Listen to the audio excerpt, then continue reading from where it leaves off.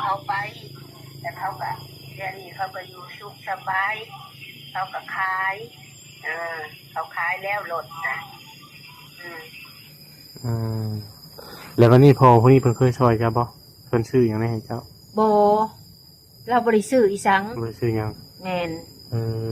เราบ่ได้ซื้ออีสังอีแม่นี่แหละซอยแล้วก็มีให้แล้วเรามีรถตู้พุ่นละหักซอยมีแต่อีแม่ให้อันนั้นสิทางน้ำนี่ให้นางติ๊กนี่ก็เล่าและฝากเงินมานำเราฝากเงินมาพอนี่ดิแม่นให้ละเบิ่งหั่นน่ะไปมานี่เจ้าบ่ได้ติดต่อหาลาบ่แม่นติดต่อบ่ได้แล้วบ่ติดต่อบ่ยังเราบอกเบอร์อันคันว่าเราเห็นหาก็ให้เราอันเป็นเพื่อนแน่ผัวเฮาอันว่าน้ำลาวที่บางทีเราบางทีเว้าแล้วเอาผัวเฮาหั่นขอเป็นเพื่อนลาวคันบ่อยากเว้าน้ำมูกก็ได้ผัวเท่าปัญญาหาเป็นเพื่อนอีแม่อยู่ขอเป็นเพื่อนแน่น้ำลูกชายค่ะว่าอันน่ะขอเป็นเพื่อนเพิ่นขออยู่แต่อีแม่บ่ขอเป็นเพื่อนอีแม่บ่ฮับเป็นเพื่อนแล้วบัดนี้เพิ่นบล็อกเฟซเจ้าติแม่นโอ้แต่ผัวเฮาอ่ะเด้อันน่ะเพชรลายแล้วก็ได้ยังรุ่นอยู่ในนี่ได้เพชรลายแล้วก็ได้ใช่แล้วเด้เพชรลายแล้วก็นี่บ่เห็นอยู่คือน้ำเฮาในเนี้ยก็เก็บไว้ติบ่ได้แล้วของละคนบ่แก่น้ำคันติดต่อหาเราได้ยังคายได้เว้ามันจะฮู้เรื่องกันเนาะมันบ่จบบ่สิ้นแม่นหลายคนก็คอมเมนต์มาว่านางนี่ไปอยู่ไสก็มักมีปัญหาแม่นเจ้าอ่านอยู่บ่อ่านก็ไอ้สิว่าเจ้าน่ะไปอยู่ในไสสิมีปัญหาเฮาสิไปอยู่ในไสมีปัญหากันลูกหลานแล้วหั่นแหละว่าผัวเฮาหั่นก็เงิน4ล้านเงินเดือนเขาบ่ลูกหลานแล้วหั่นบ่ฮู้ดอกบ่มีคนอื่นบ่ฮู้ดอกครับเฮาเห็นคอมเมนต์นึงบ่ตอนน่ะคอมเมนต์เฮาว่าจะเท่าไหร่บางเงินเดือนผัวเรานี่ได้หลายได้ว่ะจะเท่าไหร่แต่เพิ่นเห็นแม่นแต่เฮาก็บ่ได้ตอบลูกหลานแล้วหั่นแหละคันลูกหลานแล้วบ่ฮู้เขาเจ้าบ่ฮู้ดอกแต่บ่ถึงดอกเรียกขยันเพิ่นโดยเฒ่าแก่ก็อีต้นเฮาแน่แต่มื้อวานนี่เพิ่นก็เอาข้าว50โลมาให้แล้วก็เงินล้านนึงเพิ่นซอยค่ะเพิ่นบ่ให้ถ่ายคลิปไผมาเมื่อวานนี่เฒ่าแก่โอ้เฒ่าแก่ซอยแม่นถือเพิ่นใจดีเด้เนาะก็ใจดีอยู่กลุ่มลูกน้องอีกจักเป็นไผมื้อน่ะก็คนตะแขกมาคนตะแขกมาก็เจ้าว่าถ่ายคลิปนั่นแหละก็เจ้าหักบ่ถ่ายก็เจ้าก็เอามาให้อันข้าวเจ้าหั่นห่วยมีละครึ่งสอบเป็น YouTube เพื่อกันบ่แม่นโอ้แต่เพิ่นว่าตะกี้เพิ่นว่าให้อันอ้ายบ่ลีชื่อหยังอ้ายบ่ลีชื่อเตียงเนาะเตียงทองว่าให้โทรหาบ่เตียงทองบ่เตียงทองหั่นแล้วก็อยากมาอยู่ค่าเวียกเราก็เราไปทางเหนือในทางใต้นี่เนาะแม่นอันไอ้เตียงเราเคยเข้ามาหาเจ้าอยู่บ่บ่เคยมาบ่เคยเห็นแต่ในเห็นในไลน์แล้วอันเอาดีๆอันคนที่เคยเข้ามาถ่ายเจ้ามีไผในอันช่องใหญ่ๆเพิ่นมีสบุญมันนาแม่นมีสบุญแล้วก็มีเบาลีแล้วก็มีเบายาวลุงเฮิมแล้วก็บาบุญอันมันป่าบ่แม่นออกอันได้ดินก็ได้ออกบุญบาบุญบาป่าแหละแม่นตอนอันน่ะเราอ่ะเอ้ยอยากออกบ่ฮักจังหน่อยฮะเอาออกดอกฮักก็ดีใจเนาะมื้อวันจันทร์เราโทรไปแต่มื้ออื่นออกมาลัดเฮานี่เด้อลัดอยู่อันหนทางบ่ตอนนั้นเฮาอยู่ป่าอ้อยเด้เฮาอยู่ป่าอ้อยมันทางเข้าบัดดงน้อยบ่มาดงน้อยแม่นเฮาก็มาลัดนะคะเฮาก็นอนในหั่นแหละเพิ่นก็ไปหาเฮ็ดเวียกกับบ่บุญผู้หนึงนะบ่บุญนั่นบุญสารวัตรแล้วก็บ่บุญเป็นผู้ขับรถบ่บุญก็เฮามาแจ้งเจ้าอันเบาบุญว่าแจ้งว่าจังได๋ล่ะแจ้งว่าอันคนผู้ใหญ่ใจดีเพิ่นสิอันชื่อที่ให้เจ้าว่าสิเอาไปห้องเช่าของพี่น้องเพิ่นโอ้ยเฮาไปแล้วเฮาแฮงอยากได้เฮาก็ว่านี่แหละแต่เป็น เมื่อนวันจันทร์แหละเพิ่นก็ไปแล้วช่วยเติมและซ้ำนี่แหละเพิ่นเอาออกมื้อนะฮะเฮาก็ดีมกดีใจบัดนี้เฮาก็บ่ฮู้เนาะว่าอันเพิ่นบ่ให้ถ่ายคลิปเนาะเฮาก็ดีมกดีใจเฮาไปเฮาบ่จักอีหยังเฮาบ่จักว่าถ่ายคลิปถ่ายหยังเฮาก็เห็นอยู่เขาบ่บุญนั่งอยู่เอ้าเฮาก็คิดอยู่เขาบ่บุญคือบ่ถ่ายคลิปว่าพี่น้องญาติพี่น้องเห็นมาถ่ายมาว่ามันบ่แม่นดอกมันมาตั้งหากเพิ่นบ่ให้ถ่ายคลิปโดยเฮาก็คิดอยู่ว่าบ่เขาบ่บุญคือบ่ถ่ายคลิปเฮาก็ว่าได้นี่เอาบ่บุญหมดชิดแล้วเฮาก็หมดชิดแล้วว่ะเราบ่ให้ถ่ายคลิปเด้เราบ่ให้ถ่ายคลิปแม่เราบ่ให้ถ่ายคลิปเด้แต่เขาบ่บุญวันนี้เฮาขึ้นรถขึ้นหยังแหละแล้วเอาเงินให้1,000 บาทเขาเฮาอยู่ในบ้านนั้นบ้านน้องเป็ดน้อยนะโดยแล้วพ่อใหญ่หั่นแล้วไปแตกเงินไปใช้พ่อใหญ่ไปแตกเงินแม่เจ้าให้เงิน1,000 บาทคนไปน้ำหันแล้วให้ปันกันพอดีน้องผู้พ่อใหญ่หั่นแล้วว่าฮ้อยคือสิมาให้กันงานเทศพญาชูว่ะเฮาพันบ่ฮู้กันเฮาฮู้โอ้ยจ้างเฮาก็บ่ออกมาเต้บ่เนี่ยนี่แหละเรื่องเล่ามัน มาเฮาไปอยู่ไสเฮาบ่มีเรื่องดอกก็เจ้ามาจับมาใส่อันว่ามาเจ้านี่มาพร้อมกันกับยายเพ็ญเนาะว่าว่าเฮานี่เป็นเสี่ยวนางเพ็ญก็ว่าเสี่ยวก็เสี่ยวซะเพิ่นเว้าว่าเสี่ยวเลยก็เห็นกันมือเดียว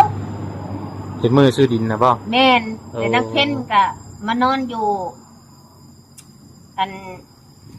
ขวดำคำสั้นก็2 คืนบ่คืนที่3แล้วมื้อแล้วเราก็ให้ผัวเราหันมาเอาลูกแล้วเฮาก็อยากไปอยู่ได้แล้วก็ผัวอันนั้นผัวเลยว่าอุ๊ยก็บ่อยากได้นะค่ะเป็นแน่นี่มันยากหลายผัวแล้วว่าอยู่ก่อนเฮาแล้วว่าแน่นี่แล้ววันนี้เนี่ยเพิ่นทั้งนั้นเพิ่นละพาเขามาในนี้ติแม่นมาเรื่องเอานั่นนี่แม่นวันนี้ยายเพ็ญเนี่ยรับบ่เอาบัดนี่ยายเพ็ญน่ะบ่เอาเฮาก็อยากไปนะเอ้ยเมื่อนกูนะว่าเข้าก่อนนะเฮาก็แล้วว่าแล้ววันนี้นายเจ้าเห็นได้จังอยู่นี่อยากได้แฮงบ่ลอยอยากได้แฮงดีใจบ่ทันคิดเนาะเฮาบ่เคยได้เนาะบ่ทันคิดแม่นบาดนี้นางเพ็ญเมื่อเฮาเลยเจ็บหัวเนาะเจ็บหัวนี่คือตาสิดอนออกเฮาเลยไปนอนโรงหมอมื้อน่ะเฮาเลยโทรหาบ่บุญเอ้ยมาเอาเอ้ยเนี่ยโอ๊ยจิกผูกแขนเฮาผูกแขนลูกเฮาฉันบ่บุญมาเอามื้อน่ะเฮาก็ได้เรือนพร้อมสะเพ็ญแล้วฉันเข้าไปมื้อน่ะโดยแม่ฉันชอบบ่บุญกันเฮาฮู้โตเฮาก็ว่ามาเอาเฮาโอ๊ยเฮาก็ได้ออกมื้อนั่นแหละมันผัดค่าบ่บุญผัดผูกแขนลูกเพิ่นได้ลูกไหมตอนนั้นเนาะโดยเพิ่นเลยว่าผูกแขนลูกเฮามื้อน่ะบ่บุญก็โทรไปอยู่เฮาหับบ่ได้รับฉันเฮาหับโอ้ยได้มาแล้วบ่บุญหับบ่ได้รับโทรศัพท์บ่บุญเฮาได้ยินเสียงโทรศัพท์บ่บุญโทรฉันก็ได้เมื่อแล้วจะพูดแล้วบัดสามโมคนผัดจังได้แฮงบัดนี่แม่นเลยตัดสินใจหวังอยากได้ดีใจบ่เคยได้เนาะแม่นเฮาเว้าความจริงได้อันนี้ฮะเฮาเว้าน้ำคลิปนี่มีแต่แนวเดียวนี่เฮาเว้าเฮาดีมุกดีใจได้บ้านคนซิมพุ่นแหละตกพุ่นแหละเจ้าก็ได้เข้าไปอยู่บ่หมู่บ้านนั้นก็จะเข้าไปอยู่เห็นบ่เฮือนเนาะเมื่อนี้ได้สิไปแหวสิไปลิกับเมื่อนี่แหละว่าสิไปหาลิแต่มันสบายใจเนาะกูมือเขามีแต่ไปเฮ็ดเวียกมื้อนี้เป็นมื้อผ่อนคลายแม่นมื้อนี้รอให้เต็มที่เลยเที่ยวเลยมื้อนี้ออกไปให้มันปลอดโปร่งติไม่คิดหลายเนาะแม่เรามาอยู่เพื่อนแล้วบ่ยายพินจักเฮาก็ยังบ่ฮู้นะเห็นอยู่มื้อน่ะมาได้เหรอวะสะบุญน่ะเพิ่นนุ่งกระโปรงเขินเตียงพี่เห็นอยู่ในคลิปเฮาบ่ได้เบิ่งคักดอกเฮาค่าเฮ็ดเวียกโดยบ่อนเฮาเฮ็ดเวียกนี่เด้เฮาไปลักจอกสิให้เบิ่งนี่เด้นี่เขาไปดินน้ำลายจ้ะบ่แม่นเด้อ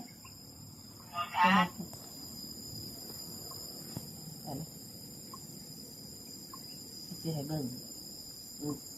เด้เฮาเด้ หลับจบร้านอาหารบ่นี่ จบร้านอาหาร โอ้ 6 โมงเฮามาเฮาไปเฮ็ดอยู่โคราชแล้วเฮาไปเฮ็ดเฮาออกไปรับจ็อบบัดนี้ อันนี้ก็ได้2 ล้านปลาย ล้างถ้วยล้างบวง แม่น โอ้เดือนหนึงบ่2ล้านปลายนะ แม่น อืม เฮาไปแต่เช้าเฮาไปเฮ็ดอันเป็นแม่บ้านบัดนี้บ่ายโมงเฮาก็เข้ามาเฮาก็เบรกนะเบรกล้างถ้วยเฮาก็เข้ามาบ่ายโมงหนึ่งมา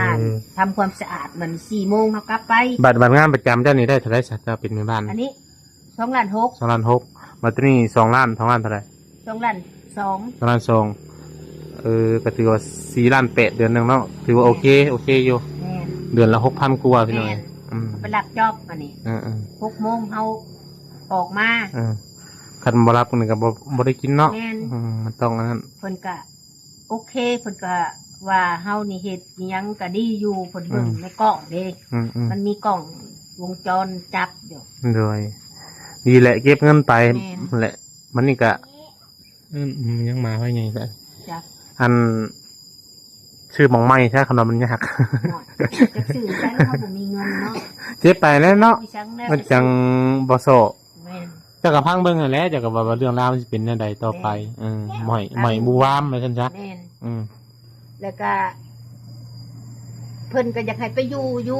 เออ อยู่พนซิมค่ะ เออ อยากให้ไปเห่าสวนเอาว่ายังค่าสวนนี่แหละเอาว่า ชื่อจอยนำบ่จอยบ่ แม่นแม่น เออ ไปซื้อหมูน้ำกันตื่มให้เลยๆแหละพิษกันเลยๆนะหยอกกันบอกให้มาอยู่สวนกับบ่มา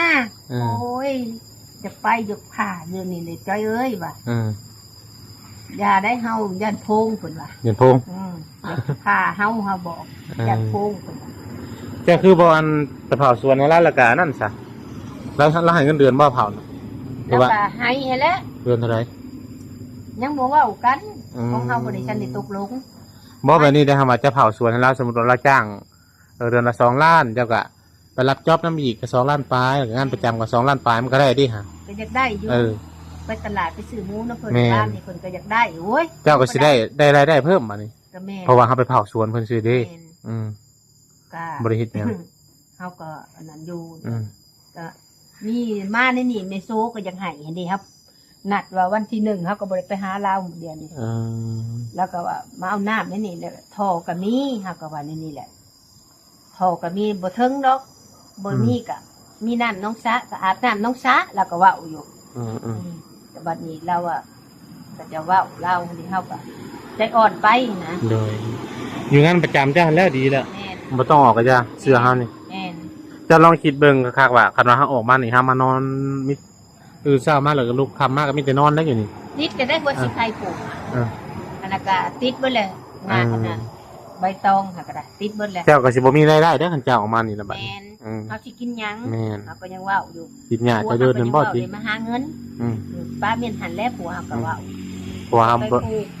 เฮาบ่ได้ถิ่มบ่ได้ปานเนาะ แม่ เฮาไปหาเงินหาค่ำ บ่ได้ปลา วันเสาร์วันอาทิตย์เฮาก็ออกมาจอบไปซื่อเด้นี่ แล้วเพิ่นมีเงินเงินหวยไปหาซื้อแหละ อืม มันบ่มีเงินอยู่แล้วเฮาทุกข์เอาเงินอยู่ไสมาซื้อ แม่น คำว่าทุกข์เฮาก็หวังเอาแล้วเพิ่นมาซอย เฉพาะที่ซื้ออยู่ซื้อกินก็ยังบ่แห้งเลยเนาะ แม่นตัดมือตัดตีนก็เจ็บแหล้ว อืม เฮาบ่ให้อยู่แล้วเฮา อืมสร้างเป็นไปหน่อย แม่นบ่เคยเห็นเพิ่นซอยมาหลายคนแล้วเพิ่นซอยคนมานี่แต่ทานบุญมาหาเห็นนี่แหละเฮาก็ได้ อืม ผู้ใดก็อยู่คือมีความสุขมีแต่กระเจ้า บ่ใจอยู่เพิ่นมีความสุขดี แม่นเฮาเพิ่นบ่มีความสุข อืม ไปอยู่ไสว่าอยู่ไสว่าวุ่นวายผิดผู้นั้นผิดเลยบ่มีดอกอยู่ในตลาดเขาให้กินข้าวห่วมกันขายเครื่องก็ได้ อืม เออเจ้าฮักเว้าผู้อยากเว้าผู้บ่หวังดีต่อเฮา อืมมันต้องคิดหลายจังก็ผ่อนคลายเลย แม่น ให้จิตใจเฮาเพลิดเพลินไป แม่นแม่นไปเอามาหั่นถือโทรศัพท์อยู่ยังว่าบ่ได้ถือโทรศัพท์หา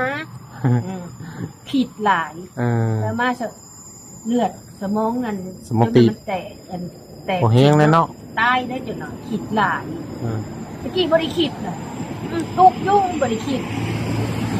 เขาอยู่สบายแล้วมันบ่มีอุกใจเด้ อืม อยู่บ้านครัวก็คือกันยำไปเห็ดมันคุดมันก็เจ้าจ้างเขาก็ไป เอาผัดเป็นนั่นลูกไผ่โกกหมูเด้ น้ น้องหลายน้องดีเขาใหญ่แล้วเอาลูกเอาผัวหมดแหละเอาลูกเอาเมียหมดแหละสบายอยู่เมืองก็ได้ โดย เฮาคันบ่อยากอยู่อยากมาอยู่บ้านเฮาเขาก็โอ้ยอุกใจหลายเพ่เอ้ยก็บ่อยากผู้ใดก็ผ่านไปบ่อยากให้คอมเมนต์แหละความมันบ่งาม คอยอดทนไปแหละ แม่น จักมือหนึงมันสิดี เพิ่น ขึ้น ก็ยังบอกผู้เดียวหั่นแหละว่า สู้ๆก็ดีอกดีใจนะเพิ่นบอกให้สู้แม่นบอก โดยมันมีทั้งคนหักคนชัง แม่นก็คือ ถ้าสิให้เขามาหักเขา แม่นแม่น โลกมันก็เป็นไปบ่ได้ดอกให้ก็ ได้ คือ อยาก กัน ซอยเฮาซอยไปผู้ใดบ่อยากซอยบ่อยากซอยแล้วก็แล้วมีแต่คนแหละเว้าเฮามีจอกมีจ้างอยู่นั่นบ่กันเฮาฮู้คนนี่เฮาไปตีแล้ว เออ ว่าเจ้าไม่จ้างแม่ก็กรีนะบ่ เอาแม่นนะแม่ เออ โตก็อ่านเลยในคอมเมน เอ ต์ อ ว่าเฮานี่ไม่จ้าง เ ว่าเฮาฮู้เฮือนเฮาไปนำได้ เออ เจ้าคนแถวใกล้นี่มันจักขยันคอมเมนต์ อย่าแม่แหละ เสื้อเขาบ่จ้างดอกหวานจะเป็นไม่จ้าง โยเอาไปนำตีลินะคนผู้ดีสามเขานำตีแล้วผู้ใดเป็นไม่จ้าง คนกินนมงัวใช่ไหมดิ แหมเอาไปตีลินะแต่เท่าฮู้ เอาอันนี้เพิ่นกับเดียว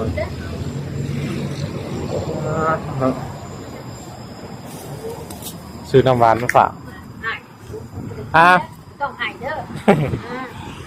อ น้ำหวาน ต้องให้ กับผัวมี อ้ายชื่อน้ำหวานมาให้กินเบิ่งได้นี่จักอ้ายมีเงินมีค้ำ ผมมีได้อยากซื้อ มาแม่ อยากแบ่งปันกันกินนั่นแหละ มานั่งนี้จะไหนบ่ได้กินน่ะดิสบายดีอ้าย สบายดีกล้องมั้ยฮะ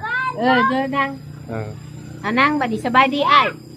สบายดีอ้ายก่อน พาคนนี้แล้วมาดิ แม่ พอได้เป็นหมู่เนาะ เป็นหมู่